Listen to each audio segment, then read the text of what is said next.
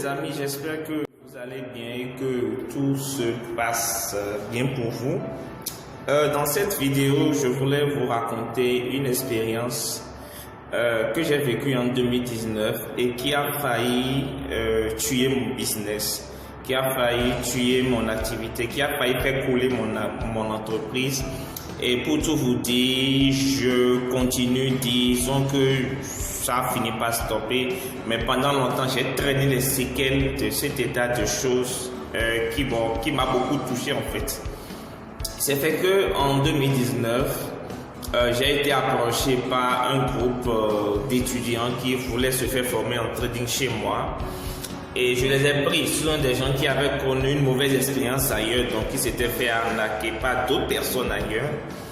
Et donc, moi, j'ai décidé tout simplement de les prendre, d'accord, de les prendre sous mes ailes, de les coacher, de les accompagner. Et donc, quelques mois ou quelques semaines après, ils se sont approchés de moi, enfin, certains parmi eux, se sont rapprochés de moi pour me demander qu'ils allaient me confier un portefeuille de fonds que j'allais gérer pour eux. Et donc, ils allaient avoir un retour sur investissement. Voilà. Donc, c'était un coup de main qu'ils me demandaient parce qu'ils s'étaient fait ruiner ailleurs, ils s'étaient fait escroquer.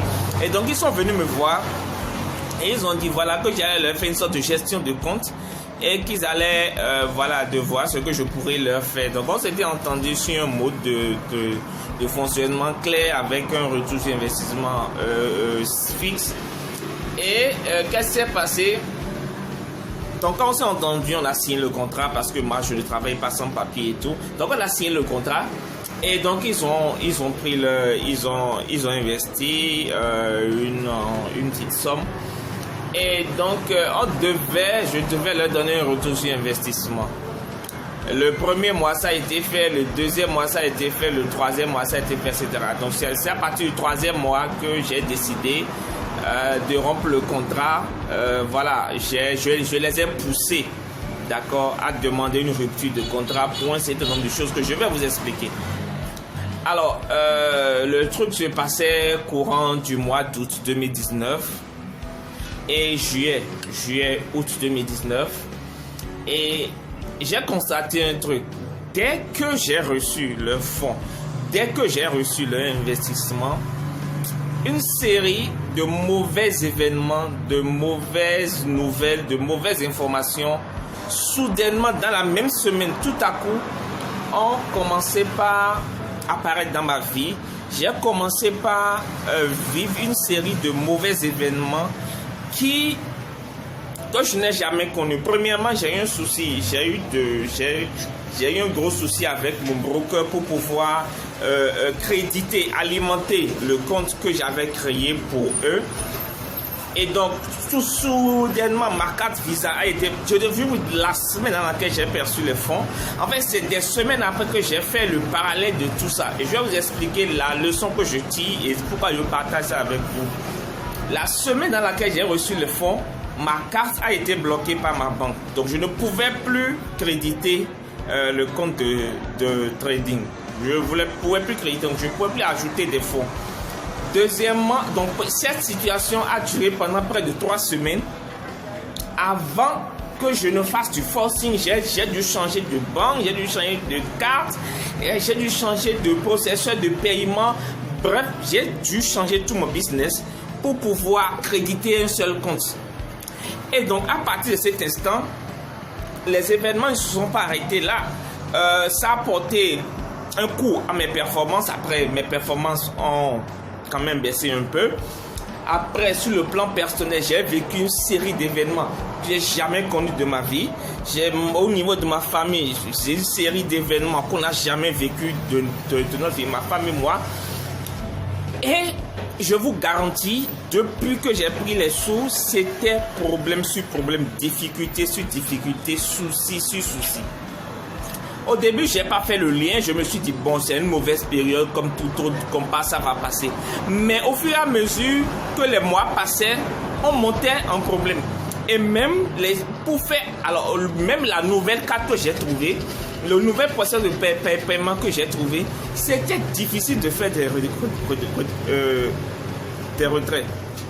Alors, quand j'ai pris les fonds, je me rappelle que ma femme n'était pas vraiment trop pour ces sous que j'ai pris, mais je me suis un peu entêté, je les ai gardés parce que voilà, mon instinct d'entrepreneur a pris le dessus. Je ne l'ai pas écouté, mais elle n'était pas trop chaud pour que je prenne ces sous parce qu'elle ne le sentait pas. Elle a un sixième sens superbement développé. Et elle ne sentait pas du tout ces sous, mais moi je me suis entêté, je l'ai gardé. Pour vous la faire courte, j'ai vécu une série de mauvais événements jusqu'au mois de novembre où j'en pouvais vraiment plus. J'en avais ma claque. Et dans une discussion avec une amie aussi du Burkina, j'ai eu la révélation en fait que la source de tous mes problèmes venait de l'argent que j'ai pris de ces deux personnes-là. Et donc, il fallait que je fasse truc, que je rembourse. Donc, il fallait qu'il y ait rupture de contrat. Et donc, si la rupture venait de moi, j'allais payer des dommages et intérêts. Donc, je les ai poussés à demander une rupture de contrat pour que je ne paye pas des dommages et intérêts. Donc, pour vous la faire courte, la situation est actuellement presque à terme. J'ai presque réglé la situation. Aujourd'hui, aucun de les fonds n'est dans mes flux. J'ai pu estiper le fonds dedans. Et je vous garantis que depuis que j'ai réglé la situation, mes affaires ont commencé par marcher. Mon trading a repris comme avant. Les soucis, les petits soucis de maladie, les petits trucs que je rencontrais avant, subitement tout a cessé. Je vous garantis, j'ai finalement réglé ce problème. J'ai définitivement réglé ça au mois de janvier. Et tous les soucis, et comme par hasard, tous les problèmes, tous les petits trucs que je rencontrais ont cessé. Mon processus de paiement, mon ancienne carte, mon ancienne banque qui ne fonctionnait pas soudainement a commencé par fonctionner. Tout ce qui était bloqué avant a été débloqué. Je ne peux pas vous dire, mais je sais que cet argent que j'ai pris chez ces deux personnes ont été la pire décision que j'ai prise dans l'année 2019 et qui m'a apporté le plus gros de mes soucis. Pourquoi je vous dis ça? Je vous parle parce que entrepreneurs que nous sommes, notre élément catalyseur, c'est l'argent. Nous sommes bien, nous sommes contents quand nous gagnons de l'argent. Mais nous ne savons pas tous ceux qui nous apportent de l'argent. Nous ne savons pas qui ils sont. Nous ne savons pas quelles sont leurs intentions. Nous ne savons pas quel genre d'argent ils nous amènent. Et mon point dans cette vidéo est ceci. Je voudrais vous donner deux conseils. De par mon expérience, je voudrais vous donner deux conseils qui sont les suivants.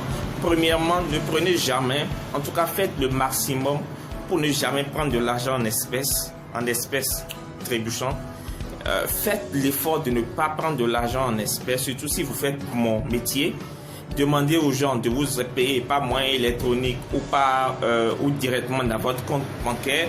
J'aurais pu le faire, que j'aurais réglé beaucoup de problèmes. Deuxièmement, faites confiance à votre intuition. Parce que je vais vous dire une vérité. Quand j'ai pris les sous, mon intuition, je ne me sentais pas.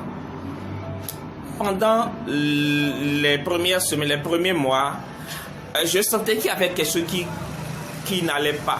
C'est-à-dire que même les sous, même moi, pour pouvoir toucher. Et en fait, en moi, je sentais qu'il y avait un problème. Voilà. Je sentais qu'il y avait un problème. Je sentais que je ne devais pas prendre les sous, que je ne devais pas les garder. Ma femme me le disait. Mais mon côté entrepreneur, mon côté l'amour de l'argent a pris le dessus. D'accord? Et j'ai totalement fait taire la voix qui me disait, écoute, retourne l'argent. Je ne pouvais pas expliquer, mais je sentais que les sous, il fallait que je les retourne, il ne fallait pas que je les garde, il fallait que je les retourne. Mais je me suis entêté à les garder. Ça m'a amené ce que ça m'a amené. Aujourd'hui, j'ai retenu la leçon et plus jamais je ne prendrai de sous. Surtout quand il s'agit de gros sous. Enfin, pas vraiment de gros sous à leur niveau. Mais s'il s'agit de sous à certains niveaux, ça ne sera pas virement bancaire ou pas moyen électronique, premièrement. Deuxièmement, faites confiance à votre intuition. Votre intuition, si vous êtes chrétien, votre intuition, c'est par là que Dieu vous parle. Et votre intuition est la seule chose qui ne vous mentira jamais. Votre intuition est la seule chose qui sait ce qui vous convient, qui sait quel est le prix à payer pour atteindre vos objectifs. Votre intuition sait mieux que vous ce qui vous convient. Faites confiance à votre intuition.